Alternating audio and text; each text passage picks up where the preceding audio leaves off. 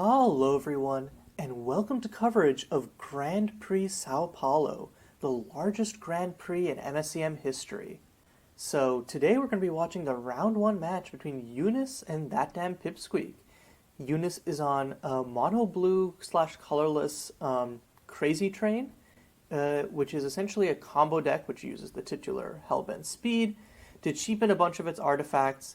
You then and then you have a bunch of other cheapeners, and you draw through your deck and then use Last Passage, which essentially gives you a lab man type effect. You also have a loop that allows you to essentially draw your whole deck once you draw into the relevant pieces. But it's like a 3-card combo, and you need some setup, which is why you have all of the cheapening and the card draw to draw into the engine. Meanwhile, on the other end of the table, we have that damn Pipsqueak who's playing Temur Tempo. So it looks like Unis tried to run out the Hellbent speed, but got countered by Cosmic Sinkhole, which is our format's Force Spike, except better. It's quite good because it allows you to have interaction on one, but also scale with it. But also scale, yeah, with the lands you have. Unis is going to run out a Northern Express line, one of our quote-unquote artifact lands, one of the good ways to either have free prowess triggers or to put artifacts on the board. It has a second copy of Hellbent speed, so isn't too badly off here. Pip played Prodigious Panya on Unis's last end, one of our powerful flash threats. So, Pip's only problem is card advantage. Her last relevant card here is the Portal Fracture, which, have to use it to run out the Hellbent speed. Meanwhile, next turn, Unis can play, let's see. Yeah, actually, Unis has 4 mana, you play 5. So Unis could, you play Enlightened Sigil, naming instant, and then the next turn after that, you can play Ride the Storm. And Pip top decking the Cane Dancer is really good. Basically, our format Snapcaster. This allows Pip to actually put up the Portal Fracture and potentially counter the Ride the Storm. Because Unis's big out right now is, I'm just going to play Ride the Storm and refill, and you have Jack Diddley Squat. So that was a crazy top deck from Pip. Oh no, but Pip is going to run out the Cane Dancer early. Going to Portal Fracture the Flawless Counterfeit instead. I don't know if I agree with this, because I feel like, what do you care about Unis copying here? And wow, Pip continues with the crazy top decks. Gets the Lush Oasis to be able to play Tamiyo. And I think, you probably just immediately, you -2, draw 3, discard 1. You don't need the Magmatic Torrent here. And it doesn't draw any more interaction, but still. Okay, and then it's going to swing for 2. But I really think that Pip ran out the Cane Dancer a little bit early, because with just ramp, Unis can't do anything here. And it's not I'm not sure what Pip was scared of the Flawless Counterfeit copying. And this is going to be painful. I guess maybe the thought was that, if you don't count, because Portal Fracture is a taxing counterspell, if you don't counter Flawless Counterfeit, it didn't really matter because they'd just be able to play anything anyways. But I think, the problem is now Ride the Storm is going to be able to come down. And I think that just loses Pip this game. Okay, so he's able to grab, literally all of it's a draw 6, essentially. And Last Passage is the win con. Sage's Ashes is one part of the loop. You need another copy of Sage's Ashes for it to really pop off. You can free cast the Sage's Ashes, though, and then get Hellbent Speed up to 2, which allows you to, with Enlightened Sigil plus Hellbent Speed, free cast your Iron Signet. Also free cast this. You can free cast the Imperial Coins, but you probably don't want to do that because you want to save the mana? I don't know. And then, no, actually, you tap Iron Signet to, so you play the Imperial Coins, and then probably Last Passage right here. Yeah, just to get all the forebode down, and then you can keep the other copy to actually win with. So once again, Unis drew a bunch of cards there, but it's still the card draw is the bottleneck. And untapping all of your artifacts is just straight insane. Because now what is Unis doing here? Tapping, I guess just tapping. Oh, are they going to play another Last Passage? I think that's a mistake. Because I think you want to keep more Omen fodder just in case. And you definitely want to Sage's Ashes first. I don't think, has Unis looked at the top of their library? I don't know if they've looked at the top of their library. Okay, they're gonna Last Passage. Oh, I think the reason they're playing Last Passage is because now Hellbent Speed is online, so they draw a card. Okay, and now they're just gonna crack Omen tokens until they hit a non-creature spell, basically. Okay, hitting islands for now. Okay, gonna Sage's Ashes. They get a Warded Tome, which draws them another card. Okay, Hellbent Speed number 2 for free. Yeah, I think that this might just be the turn 3 pop-off for Unis. Okay, Unis bricking quote-unquote a little bit there, but oh no, never mind, has the Imperial coins. Now the issue is, of course, if Last Passage is one of the bottom, is like one of the bottom cards of Unis's library, like bottom 3, then this could actually become a problem. Because if you have both of your other Last Passages on the bottom, since it's an instant, you can't actually respond to the Hellbent Speed trigger, so you'll just draw yourself to death. So that's definitely something to be worried about in this matchup. You need to have that awareness. But no, okay, just draws a Last Passage there. And now this is just, yeah. So Unis wins that game 1 in terrifying fashion, manages to fight through 3 of Pip's counterspells to eventually take that game. Yeah. Okay, so let's look at sideboarding before we move into game 2. Markarth Assailant, I think, is for more grindy versus control matchups, so you don't really want it here. Spell Stutter, I think, is really good here. I think you probably bring it in over some of the burn. Like, I think that you can afford to... Oh yeah, and once abandoned, obviously, since it kills artifacts and stuff dead. I think still the Pandemonium is more for the control matchup, despite being more counter magic. So I think you probably take out, like, my read would be, you take out all of your Rogar's Frenzies, and then you take out an Ignition Point, and bring in 2 Spell Stutter, 3 once abandoned, and then just keep the rest of the no, wait, actually, do you take out Void Flare before Rogar's? I don't know. I think Void Flare, if you really think mana efficiency is important here, I do think Rogar's is good because it provides a threat as well. So I guess one of Rogar's or Void Flare, I think, is the one that's going to come out. Okay, meanwhile, on Unis's end, I think the main thing that you have to be careful about is not wanting to dilute your game plan too much. I think that if anything, you bring in the neutralize, like maybe like 3 neutralizes, and that's it. The Soul Gates are kind of good for stymieing Cane Dancers, but I think like you just want to combo out as fast as possible. You do not want to get in a drawn-out game with Pip, because that's how you lose in this matchup. So yeah, I think just maybe 3 neutralizes in, out, like, I don't know, maybe even just 2 neutralize, and then you out a Glistening Chalice and an Iron Signet. That might be reasonable. Okay, and we've gotten into game 2 here. Looks like Unis has had a reasonable start, playing out Imperial Coins and an Iron Signet so far. Pip doesn't have anything yet. Did bring in the Still the Pandemoniums. That's interesting. On end, looks like they're going to run out the Bounty of the Gardens. Yeah, okay. Just going to start putting on 2/2 beats. Looks like Unis did bring in some number of the neutralizes, and will next turn be able to use that to back up his Hellbent Speed. Okay, Plant swinging in for 2.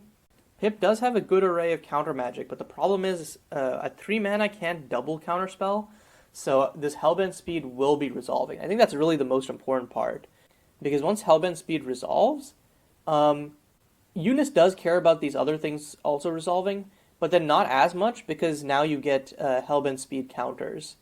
So yeah, Neutralize is going to counter the Still the Pandemonium. Hellbent Speed is going to resolve.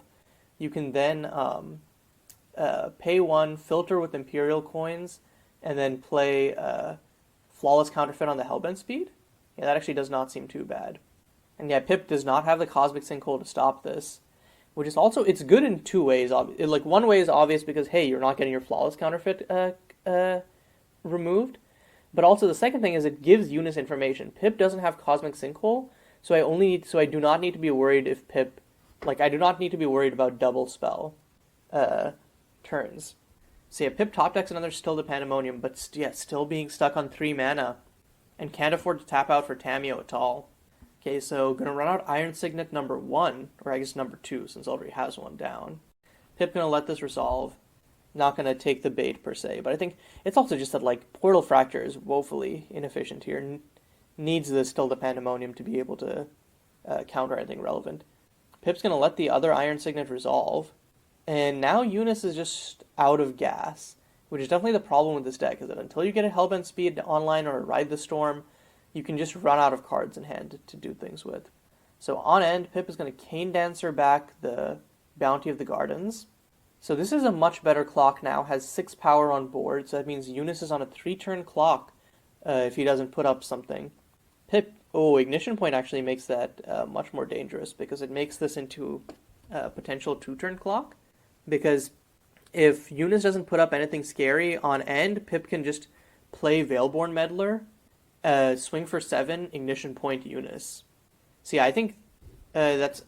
No, maybe Pip Ride the Storm is an instant, so maybe Pip doesn't want to get doinked by that, which makes sense. But okay, he's going to swing for 6 here. He's going to go to end. Okay. Okay, Unis's one chance has a Storm Wake. Oh, no, Pip is going to... No, I think if you're Pip, you do... I think, yeah, if you're Pip, you know that this is Unis's last potential out, so you just still the Pandemonium it, and then Ignition Point face on end.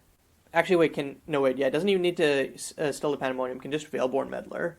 Also, taps are red. I don't know why... Yeah. And Unis puts 2 and 2 together. That is just game.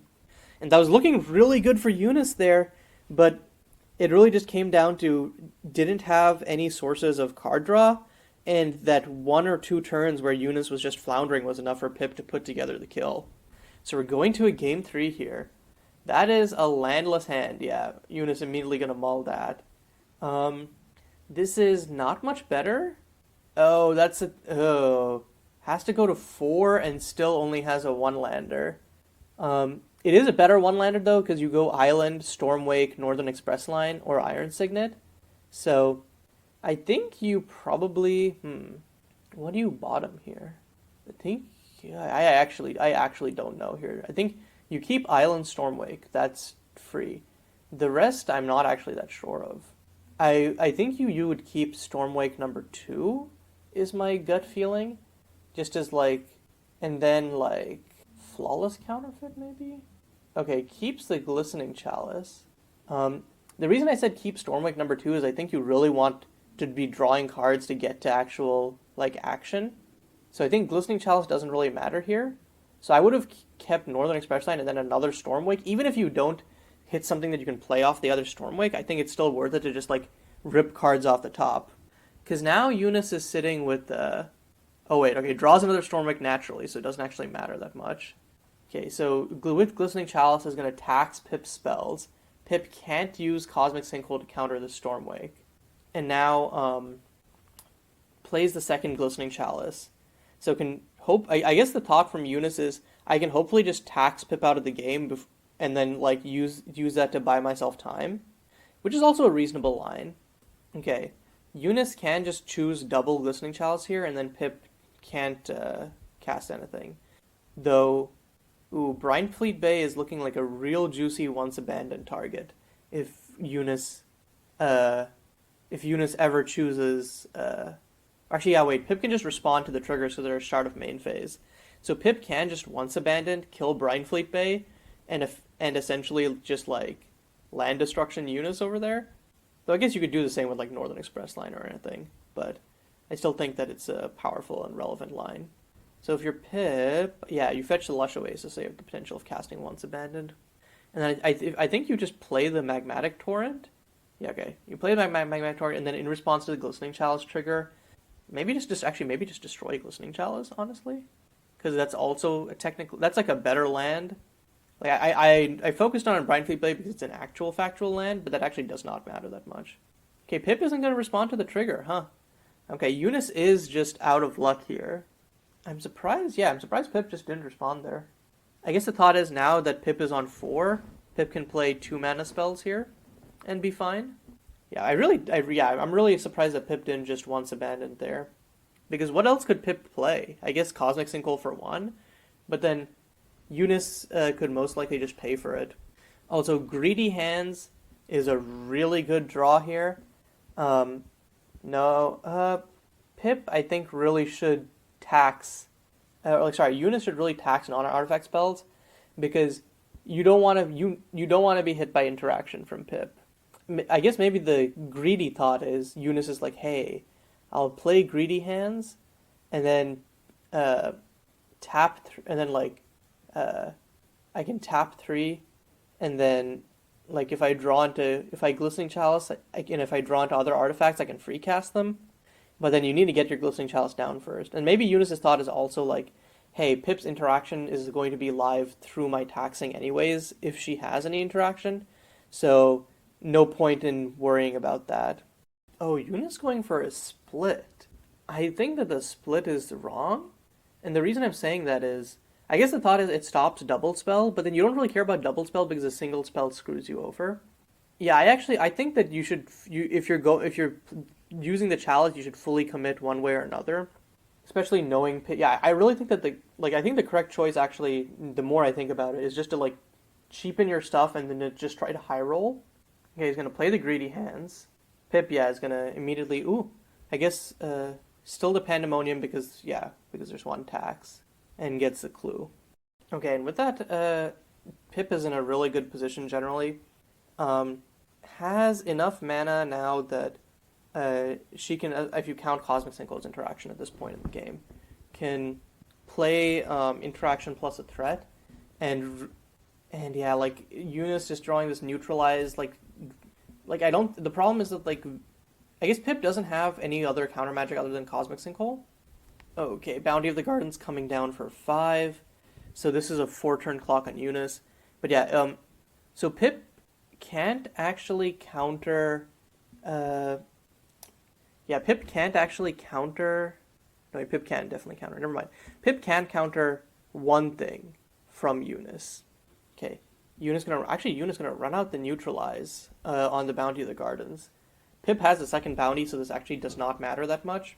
And I think that Unis should have saved the neutralize to protect something that could help him go off, because that's So yeah, Pip's just gonna pass again. Pip has everything except more counter magic. I think Pip either has to seriously misplay or Unis has to seriously high roll for Unis to win this game. Okay, so actually an interesting loophole happened. Unis played Glistening Chalice, and then Pip played Cosmic Sinkhole.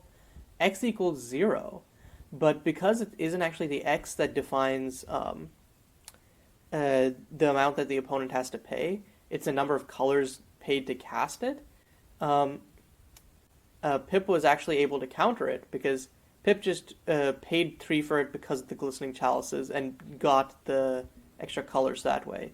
Also drew into another Cosmic Sinkhole. This game is looking increasingly over.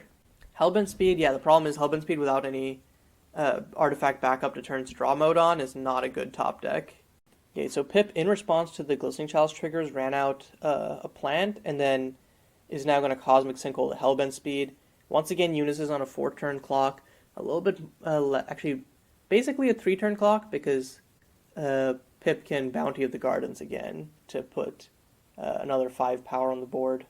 Actually, wait, if Unis does not Stone Cold nothing that requires interaction, they're dead in 2 turns, because Pip swings for 5 with the plant, then next turn, Veilborn Meddlers plus Bounty of the Garden, which puts 7 power on the board, and then you Ignition Point for the last 3 points of damage. So yeah, okay, but I think the problem with that is obviously that Unis is going to choose Glistening Chalice X2, and Pip's not going to play in response to that, but want to actually keep up interaction. So yeah. Unis just top decked a Kellythros' Workshop, which gives Pip easy opportunity to just drop a plant right here on end. Did Pip sequence this wrong? Huh. I think Pip did sequence this wrong. Yeah, Pip played played a Bounty of the Gardens into an Ignition Point, where the winning play would have been Veilborn into the Bounty of the Gardens. And yeah, with that, Pip just takes that game. And that was an unfortunate game 3. I think it just comes down to, Unis having to multi-4 was just the backbreaker. And they fought valiantly through it, but, Pip just ended up having the interaction. When you keep 4 versus a 7 versus a 7 of an interactive deck, yeah, there's just no way you're winning that. So, still, those first 2 games were heavily, back and forth and interactive. So overall, I think good first set to start off Grand Prix Sao Paulo. Um, and Unis piloted that generally well. I'm excited to see them play later on in the tournament. But for now, congratulations to Pipsqueak, and until next time, this is Caillou signing off.